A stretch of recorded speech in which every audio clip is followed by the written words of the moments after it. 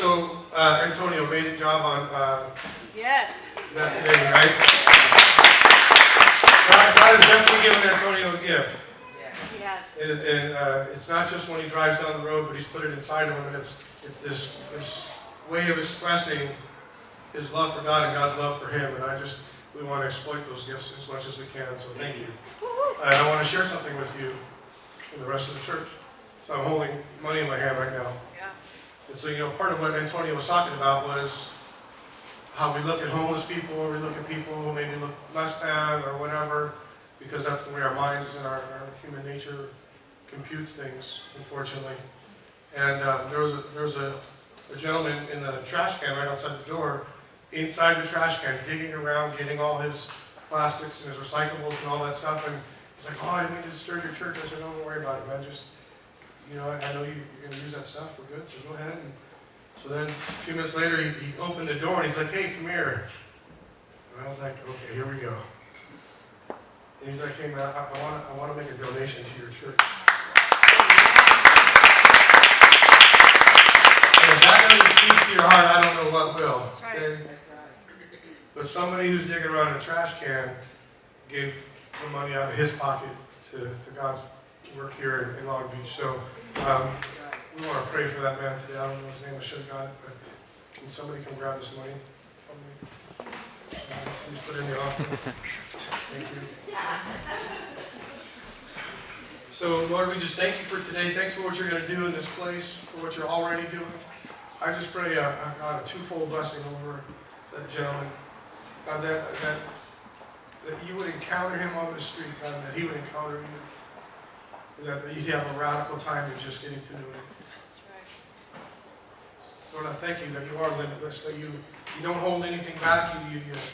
You open the floodgates of heaven, and you make our cups to overflow in every area of our life. It's not just our finances, God, but in every area. That's right. So, Lord, just ask for that overflow today. An overflow of your Spirit today. An overflow of your Word today. Just an overflow of just your goodness today, God. We thank you, we praise you, and we look forward to what you're going to do in Jesus' name. Amen. Amen, Pastor. So, so this week has been a really, really challenging week. So most of you know our youngest daughter was here this week, last Sunday, Presley. Most of you know Presley. And if you're new, you've seen the little blonde chick running around, and that's what we call her, the little blonde chick, right? She's 17 years old. But she doesn't act like she's 17 years old. She actually, she's pretty adult for her 17 years of age. But she drives a big old lifted truck, and she has this big old horse trailer, and she hauls horses around, and she trains horses and all this other stuff. God is really just giving her this thing with horses. And this week, Wednesday night, right as we were coming to Bible study, teach Bible study, she lives in Arizona, and she was going to turn left into a intersection, and somebody was coming across, bailed the gas to try to make the red light, and took out her truck, which this is what it looks like now. And I don't know if you can see, but the axle is completely gone. Yeah. The truck used to be, the bottom of the truck used to be about here. It's on the ground now. And in the midst of all that, first thing, she was by herself. And some stranger came and pulled her out of the truck that she did not know. She'll never see him again. I believe God has angels around us. Yes, that's right. And he was an angel who pulled her out. She had her seatbelt on. Thank God she used wisdom. And she's learned well from her parents who have taught her to always wear a seatbelt. I thank God that she listens to that. Yeah. And the seatbelt tore her entire body, just shredded her body because there was so much impact. And she had a tear in her brain. They thought she had a tear in her colon. She couldn't walk for 3 days. So this is all the news that we got coming into Bible study. And so I didn't panic. I didn't freak out. Michelle didn't panic or freak out. We just said, okay, God, what now? Because we're here and she's there. So we're going to get into that a little bit today. Is what do we do in crisis? Yeah. Because I think that, we're so ingrained and so dwelling on convenience and comfort that we forget the fact that crisis is coming. Yeah. And it comes, man. The enemy comes to seek, kill, and destroy. He wants to devour our lives. He wants to get us off track and distracted so we can't do anything for the kingdom of God. And so, in using wisdom, I just said, okay, God, what do you want us to do? And he didn't give me an answer. But he did give me peace. And he gave Michelle peace. And I'll share this with you. You can remember this thing up there. Please. Presley was screaming in pain every 45 seconds. She could not sleep. She was obviously she was rushed to a hospital in an ambulance by herself. She was a teenager. You know what I mean? And everybody scattered. Her family's all over the place. So here she is, and they don't know who to call. So she gets to the hospital, and that's where we all figured it out. But Michelle, the wisdom was this. Next morning we woke up, and God said, get Michelle on a plane and get her to Arizona. And we did just have Michelle had 30 minutes to get ready. She jumped on a plane and got to Arizona, got to the hospital, and thank God she did, because Presley was all alone and screaming in pain every 30 to 45 seconds because her body was so tore up. Again, I told her she couldn't walk, she couldn't move. And so in that crisis, you have to know, as parents, what do? Do we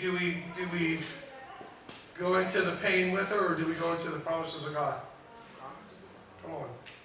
Do I panic, or do I pray? You pray. Why? Because we're exercising wisdom, and I know the same God who got her out of that truck is the same God who will get her out, who will heal her. That's right. Because we do believe in healing. We do believe in the divine intervention of a loving Father who says, that's not your best, and that's not my best, so I want to give you mine. And so when Jill is up here singing, hit me with your best shot, I can promise you there's people praying all over the entire world, because Michelle and I's influence all over the world, people praying all over, and just going before, and we're not panicking, though we're in crisis, because we use wisdom, because we know that if we panic, it does no good. That's right. All it's going to do is just get us upset, and then we won't be thinking straight. So I have to ask the question this morning. Ask yourself, do you use wisdom when stuff comes your way? I got to remember the phone. Are you a wise person? I really want you to ask yourself that question throughout this entire message. Do you use wisdom in the things that you do in life? Do you exercise this thing called wisdom? What helps us to determine whether one person's wiser over another? Based upon their decisions that they make in life. See, when you have to make tough decisions, and you gotta, even the minor decisions. Where am I going to live? Where am I going to work? What am I going to eat? Where am I going to go? What do I do in this situation? What do I do with these circumstances? I'm broke. What do I do? Well, stop speaking you're broken. Stop speaking that God's providing. That's right. See, that's a wise person. A wise person doesn't attach to the pain. They attach to the promise. Yep. That's called wisdom. Yes. Yes. Amen. Yeah. There's wisdom. You want to know why things keep getting screwed up and jacked up? Go get some wisdom. Then it's like your eyes open. Now I understand. Now I see it. I don't want to do that anymore. Yeah. I think I'll stick with wisdom. That works for me. That's right. But what's interesting about that, though, is that once you understand it and once you get it, the enemy knows you got it, so he's slick and he's sly. I'm telling you, he tries to come at you in the back door. You better shut the back door when you get your wisdom. Yes, you do. Yeah.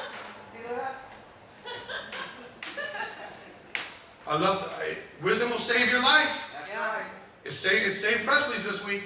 That's right. The wisdom to put on that seatbelt saved her life. Now, ultimately, I know God saved her life. Because he's got a plan and a purpose. And man, he's going to use that little chick like a firestorm for heaven. I'm telling you right now. Yeah. Yeah.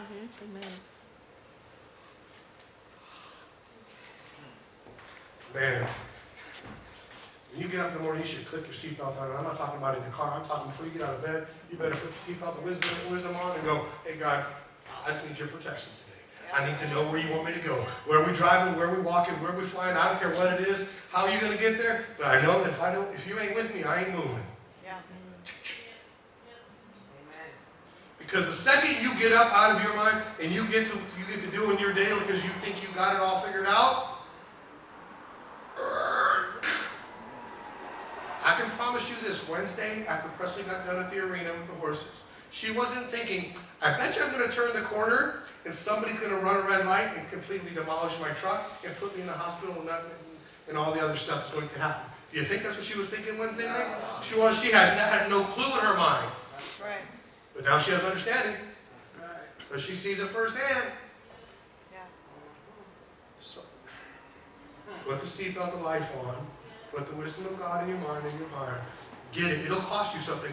But I'm telling you this, if Presley had not put that seatbelt on, it would have cost her life. Yeah. And I would not be here today. Yeah. And it probably would have cost Michelle and I some time and some pain to be away from here. That's a given. But I am so grateful and thankful for God for what He's done in her life this week. Proverbs 2:6 says, for the Lord gives wisdom, and from His mouth comes knowledge and understanding. And God's speaking. Amen. He's always talking. It's time to open up your ears and listen to what He has to say. Because everything He has to say is good for you. Amen. Because just like we sang today, He's a good, good Father. He's such a good, good Father, He can't be bad. And I said this last week, and there's somebody that morning last week, God is not mad at you. He's not angry with you. He loves you. He loves you right where you're at. Yeah. But in His wisdom that He wants to impart unto you and give you generously, just like His love and all the other things that He wants to be giving you in this limitless life. He wants you to step into it. He is a complete gentleman. He's not a forceful dad. He's not going to drag you by the back of your neck and go, here, we're going to the store today, or you're going to school today. No. He just says, come. Come. And He waits. And He's a patient God. He's a loving Father, but He's super patient. He's waiting for you to take the action. Proverbs 3, I love this. If you could just write this down and just be meditating on this week. Proverbs 3, verses 5 and 6. Trust in the Lord, what? With all your heart. And don't lean on to your own stupidity. That's the Tommy version. Don't lean on to your own understanding. Trust the Lord with all your heart. Why does it say our heart? Because the Bible says this about our heart. It says this, that it's deceitful and desperately wicked. Who knows it? God does. Yeah. And if we lean on our own understanding and our own natural thought process, anybody ever thought in their natural thought process and got in some trouble? Oh, yeah. Man, 6 of you. That's amazing. Sorry about the rest of the spiritual folks here, guys, but 6 of us, right? And in all of your ways. Not just on Monday and Wednesday. Not just at certain times of the day. Well, I'm getting up in the morning. Or not in just, well, I don't know, maybe I've got to make this decision. In all of your ways. Acknowledge. Lord, what do you want me to do? You want to be codependent? Be codependent on Him. Yeah. We're so tied up trying to be codependent on each other. How far did that get you? Right? But when you have a codependency on God, man, it'll take you places you never dreamed of. I know, I'm living it. And He will make straight your paths. Why? I love that He's going to make it straight. Because if we lean on our understanding, we get a little crooked, a little twisted. Yeah, it's true. Come on. Some of you have been crooked and twisted. I know I have. But He says, but if I lean on His understanding and not mine, if I'll trust Him in everything, I'll acknowledge Him in everything, that He'll make my path as straight as could be. And I don't know about you, but I like a direct path to where I'm supposed to be going. I like a straight path right there. Just make it plain, make it simple. Just make it there. And even if it gets a little curvy, I know this, he's there with me. Yeah. Too often we get sidetracked and we get sidestepped and we start walking off the path. Because we're leaning on our own understanding, we're not acknowledging him. And then, oh boy. It's a little tricky. See, here's the thing, most of the time, we want everybody else to figure it out for us. I get calls, Pastor, what do I do in this situation? And there's nothing wrong with calling Pastor. Okay, that's what we're here for. But the first question I'm going to ask you, did you talk to God yet? Yeah. Oh no, Pastor, I just called you first. Well, first of all, I'm not God, I don't want that title, thank you very much. I just leave it up to him, he does it perfectly. That's right. I'll stick to pastor, that's what I do. Okay? It's not who I am, it's what I do. Because my identity, just like yours, is I'm just a son and a daughter. I'm not a daughter, but I'm a son. You got what I'm saying, right? The problem is that we want everybody else to figure it out for us. Why? Because it'll cost them something and it won't cost me anything.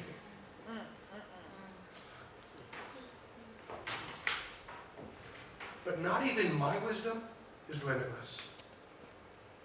Even in my wisdom, I'm limited in my own wisdom. So when you call me, all I'm going to give you is what I get after I get with him, not after I hear from you. I got to hear from him before I can give to you. Yeah. You understand that? Yes. See, before I come up in here on a Sunday morning, it isn't like I'm just some gifted preacher who's got all the words of God and stored in my heart. There's a lot in there. I get with God and say, God, what do you want for your people today? What do you want for your people this week? What are we going to do this next month in this series? Because if I don't get with him, 3 of you will remain. You follow me on that? Because the message will be so weak and so watered down that there will be like we'll just have coffee and have a meeting. But when I consult with God and I get the word from God, guess what? That's when you get this stuff. Most of the time when I'm up here preaching, it's not even in my notes. It's coming directly from the Holy Spirit out of my mouth.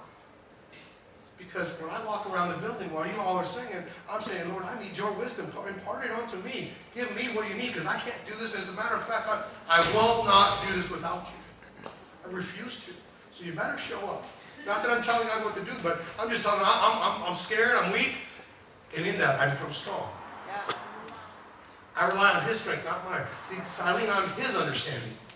I acknowledge his ways. I give it all to him, and then he gives it all back to you. Isn't that good news? Come on, somebody. So let me ask you this. What's in front of you right now? What's in front of you right now that you're trying to figure out? What's in front of you right now that's got you frustrated? What's in front of you right now that you can't see the end yet? What's in front of you that's got you angry? What is it? Maybe there's something spiritual you're not figuring it out. Let me ask you this. Have you asked him yet? Have you talked to him yet? See, you talk to the prayer team, you talk to the pastor, you talk to everybody, but you haven't talked to God yet, and he's just going, okay, kid, go around the hamster wheel, keep going, keep going. When you're done, and you're bruised, and you're beat enough, come to me who are weary, what? Come on, and burden, and I will give you rest. Take on my yoke, because it's light. But too often we want to carry the burden, we want to carry it because it gives us value. It's like, oh, I can do this. I don't need God. I don't want to bother you with that stuff today. Oh, that's some good understanding. Yeah. That's saying, I understand that I don't have no need of God and I'm perfect and I can do this on my own. And it's not true. It's a lie from God. The truth is we need God in every area of our life. I know this about wisdom, that crisis intensifies our need for wisdom. Intensifies it. And I know this God is our only true source of wisdom. And I know godly wisdom leads to directly to godly action. Godly wisdom leads to godly action. You lean on your own understanding, it'll lead you on a path that you wish you never took. Making wise decisions. Wisdom and wise apply to men and women who represent a way of thinking and conduct. Thinking and conduct. Your thinking will create your conduct. Just remember what I told you. What gets in here, and it lives out this way. So if we'll get wisdom in here, it'll get into here, and our conduct will represent it. A way of thinking and conduct that is orderly, socially sensitive, and morally upright. I put on the church Facebook this weekend. I want to read this to you, and I want this to get into your being, and I want you to write it down when I'm done. Not the whole thing, just the address. It's Psalm 73, 25 and 26. It says this, you are all I want in heaven. You're all I want on earth. And when my skin sags and my bones get brittle, God is rock firm and faithful. Look, those who left you are falling apart. You know people leave God all the time. But God is so faithful, He never leaves them. He's such a patient God. Remember, a hamster wheel can run, bruise, beat. And they're falling apart. Why? Because you can't take that much pain forever. You can't take that much in life forever. The world will tear you apart. Deserters. They'll never be heard from again. But I'm in the very presence of God. Oh, how refreshing it is. I've made Lord God my home. God, I'm telling the world what you do. I've made the Lord God my home. And I'm going to tell everybody about His goodness. I'm going to tell everybody about what He's done for me. I'm going to tell everybody about His love for me and His love for them. How many of us we can actually pray that prayer today and say, you know what? I do that. I tell everybody about God. I talk about all His goodness. I'm not a deserter. I've made Him my home. Come on. Come on. I'm calling us to do something different. Let's stop this weak Christianity stuff. Let's start living it. Let's start becoming it. It's one thing to talk about it, but it's a whole other thing to be about it, right? That's right. That's called exercising and using, living out wisdom. I don't have much more for you today. That's about it. And most pastors will go another 20 minutes after saying that, but I'm just telling you, if I haven't given you enough through the power of the Holy Spirit, I don't know what else I can do to get you to the point of understanding and wisdom in a place of saying, you know what, maybe I'm not doing things right. Maybe the mistakes are because of my misdirection. Because I've not gone and I've not made Him my foundation. I've not made Him my home. I've not done things so right. It's okay. He loves you anyways, and He's patient. He's long-suffering, the Bible says. But how much more pain can you possibly endure? Why do you keep limiting when you could be limitless?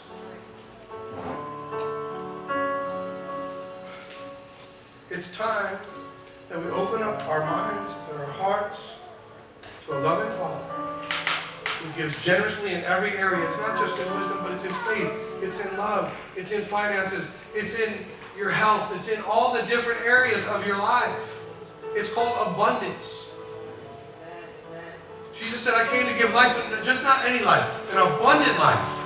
But yet we're living a limited life because we don't want to step into the abundance. I live in abundance. I told you this year that God was going to just give us the word increase. Yeah. Yeah. Every week we see a sign of increase. Yeah. Every week. Somebody this week, and I'm just telling you, it's a little increase, but I see it like this. Yeah. So, we've told you, for the first 2 years, we did not take a salary as pastors. And so now our salary, it went from $100 a month. Ready for this? This is 2 people, by the way, 2 people's salaries. One salary now, okay? You feel me? We're splitting it, is what I'm saying. So don't go there like, oh, pastor's balling now. But I'll take it because it's increase. And I know this, increase keeps increasing. Yeah. It's like the snowball effect, and I love snow, so let's go. Okay? We went from $100 to $279.50 to $479.50 per month. This has all happened in the last 2 months. That's how quickly God is increasing this. Amen. I don't want to work a secular job forever, so I've been like, God, can you just increase this thing? Like, keep going? He's like, okay. All right. Somebody last week, I heard somebody gave $20 outside of their offering to go towards pastor's salaries. That's increase. See, I live in abundance. That may not be abundant to you, but it's a whole lot more than I made in December. It's a whole lot more than I made for the first 24 months of pastoring. And not that I was required to make money. And I'm still okay if we don't, but I'm telling you this, I'm going to step into what God has for me. Amen. Not only in the finances, but in the wisdom. Because if I 4 years ago, if that had happened to Presley, I would not have known how to lead Michelle through this. I would not have had the wisdom 5 years ago.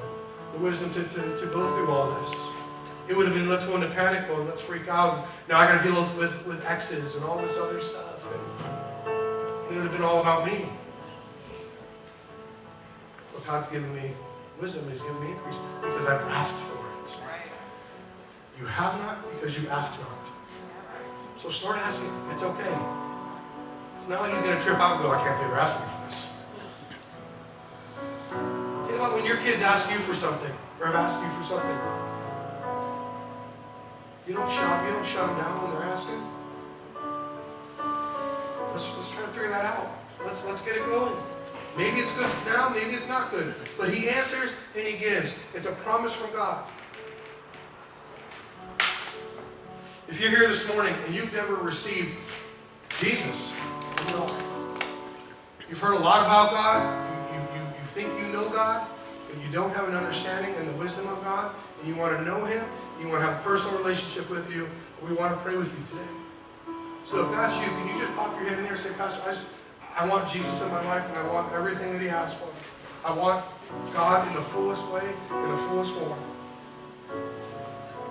Because I know this about Jesus. He gave 100% of His life to you. 100%. He was beaten and bruised and spat on and ripped apart and shredded to pieces and hung on a cross for the payment of your sins and my sins. And if that weren't enough, they took Him down, they stabbed Him in the side and all the other stuff just to make sure. And then they put Him in a grave because they were afraid of Him. They were afraid of the power that He might have. And He had the power because 3 days later, they went to go check on Him and He was gone. It's called the resurrection. He didn't stay dead. He rose to life. He's the only, what you call religious figure who came back to life after he was dead. And He didn't do that just for Himself, to be selfish. He did it so that you could understand that you could have life, and the life more abundantly I just spoke of. And He wants to do relationship with you, and He wants to do life with you. So if you want to do relationship, you want to do life with Jesus, and if you haven't done that yet, I just want you to pop in and say, Pastor, that's me. I got to get this right. I got to get right with God. Anybody? All right. Then do this for me. Ask yourself the question this week, in every day. Am I walking in wisdom? Am I exercising this thing out? And when the trials come this week and the problems come, ask yourself, what am I doing? What am I going to do? Let me go ask God. Yeah. Ask God before you ask me. Ask God before you ask Michelle. Ask God really before you ask somebody who doesn't know God. Right. Because you'll get all kinds of answers. Just look at Facebook where people put on Facebook, here's what's going on in my life, what do I do? And then you see the stupidity that comes. Such a great sounding board for dummies. That's what I call Facebook, the sounding board for dummies. And when that stuff is happening, don't go to the one. Let Him be your foundation. Let Him be the God who gives you abundantly and limitlessly. Amen? Amen. Let's pray. Father God, we just thank You for today. Thank You for the love that You have for us. Just thank You, God, that we can just ask You whatever we want. And that You don't laugh at us and You don't think negative of us. But But you do answer us, and you do give us, and according to your word, God, you give abundantly. Because you're all about that abundant life. So Lord, help us to get in, to step into the abundant life that you died for. We need you. Help us to see that. We can't do life on our own. We need Jesus. We need the Holy Spirit to guide us and direct us. We need the love of a Father and a relationship with a Savior. Help us to really get our minds around that this week, so that when we make choices and that we make decisions, that the decisions we make will be inspired by you, so that the path is straightforward. We won't question it. We won't try to figure it out on our own. It'll already be made straight for us. We thank you that you do that. God, I declare healing over this entire congregation. I know that there's colds and flus going all over America right now, but in this place right now, God, I just declare healing over every person here, from the top of their head to the tips of their toes. Lord, any financial need that they have, Lord, I just pray increase over their lives as well. I've heard so many testimonies, God, of this last week, of people looking at their bank account, and in the physical they see a zero, but in the supernatural you provided more than they could ever think or ask. I thank you, God, for the provision this week. I thank you for the new jobs this week. I thank you for the promotions this week. God, I thank you, and I thank you, and I thank you, God. There's not just, I don't ever get just, there's so much to be thankful for, God. But we all need to shut up and just start walking this thing out and start serving you, God, in a way that we start opening our mouth and telling people who you are and what you've done for us, so that people can have that same experience, a God-encountered experience this week. We declare that doors would open this week for us to walk into the places that you have people ready and primed and open to receive the love of God this week. Man, God, I thank you for that Holy Spirit moving here right now. I feel like there's somebody here who's got a shoulder, somebody's got their left shoulder that's hurting right now. Who is that? Somebody, don't hold back. Tim? Come on up, Tim. I was just saying that God, he loves you so much, and he doesn't want you to be in pain. That's not his purpose in your life. And so, Jesus, we just thank you right now, God, for the healing coming over Tim's shoulder. God, whether it's the ligaments or the tendons or the muscles, whatever's going on there, God, we just declare healing over it right now. As we restore, renew in Jesus' name. We thank you, God, for Tim, and his heart for you, his heart for his family. Just declare, Lord, that everything over him would be new and fresh in Jesus' mighty name. Thank you, Tim. Anybody else need prayer today? Anybody else? All right. Well, church, I want you to know this. We appreciate, Michelle and I, appreciate your prayers this week. I appreciate all the messages, the private messages, the text messages, everything that came our way to encourage us through that time of crisis. The love that came out of this place this week was phenomenal. I appreciate you all so much. Even more so, Presley read all your messages yesterday. She, from Presley, she wants you to know she appreciates you and she thanks you for your prayers this week. Please continue to pray for her because she has a lot of rehab ahead of her. But the same God who dragged her out of that, I didn't share this with you, and then I'll be done. She had that tear in her brain, and once everybody started, I put it out there on Facebook, and everybody started praying corporately, the bleeding stopped in her brain, and it stopped, the tear stopped. The doctor said that it should have kept tearing, that it should have kept bleeding. He doesn't know how to explain it, but it just stopped. Amen. But I know how to explain it. Yeah. And I know that she was able to sleep for 8 hours. Straight through. Because God. And I know the same God who can miraculously do that and quickly do that will also expedite the healing process in her physical body as well. So just be praying and believing with us for that, okay? I'm going to go get my wife. She's jumping back off of a plane and getting here, so you guys enjoy the food over there that Miss Mary has gotten it all together for. So have fun, stick around, get fat, whatever you gotta do. And know this, your pastors love you so much. We appreciate every one of you, but more importantly, God loves you. And that's what matters. So have an amazing week. Be blessed this week. May God's favor just run you down and take you over in everything that you do. In Jesus' name. Amen.